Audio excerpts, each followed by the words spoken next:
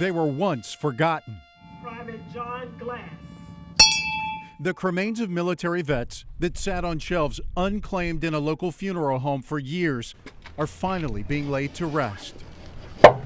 These people that they are helping, they can't thank them. It's just not possible. So I'd like to thank, the Missing in America Project on behalf of those people. These forgotten heroes are some of the same service members I told you about nearly 2 years ago in an Action News investigation.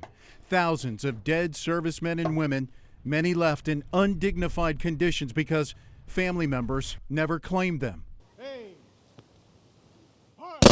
The Missing in America Project is working hard to give these vets the honorable tributes they deserve. Our goal here in Florida is to work every funeral home in the state of Florida and locate every veteran, spouse, or dependent. Jacksonville National Cemetery is the sanctuary for some of America's heroes who are forgotten no more. The American Legion is about veterans helping other veterans, and this is the ultimate that we can do for our veterans. The Senate bills discussed today focus on where to apply for a concealed weapons permit, and experts say it could help with our backlog. Instead of waiting for an appointment with the Department of Agriculture to apply for a concealed weapons permit, Senate Bill 544 takes aim at the tax collector's office as a location anyone could submit an application. You don't have to wait 30 days, 60 days, 10 days, 19 days. You can just walk in and process it just like you can with your driver's license. Gun rights supporters say the move makes sense and could bring other benefits. Helps facilitate greater compliance with the laws and helps ensure that more people are in compliance with those elements of Florida statute that relate to concealed weapons. Belson says if the bill passes, it could help with the backlog of permit applications since tax collectors could accept them and the Department of Agriculture could focus on processing them. You don't have to wait for it, and it could mean a difference in a life or death situation.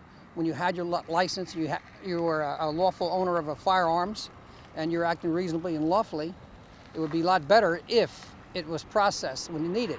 If Senate Bill 544 passes and tax collectors can accept applications, the Department of Agriculture will still be in charge of issuing permits. Reporting in Yulee, Romney Smith, CBS 47, Action News.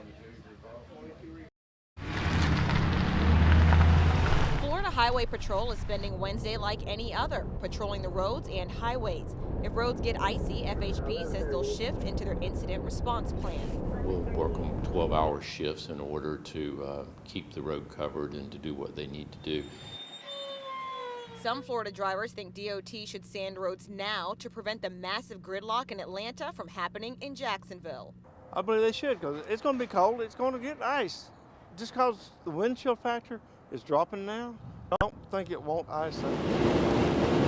Officials don't believe Jacksonville will come close to Atlanta, but are confident in their road monitoring skills to keep streets clear. There's no equipment. We don't invest in that in the state of Florida. So when things do happen, we just do the best we can.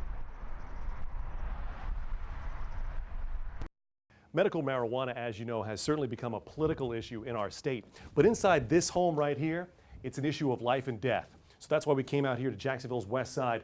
I want to introduce you to the Lute family.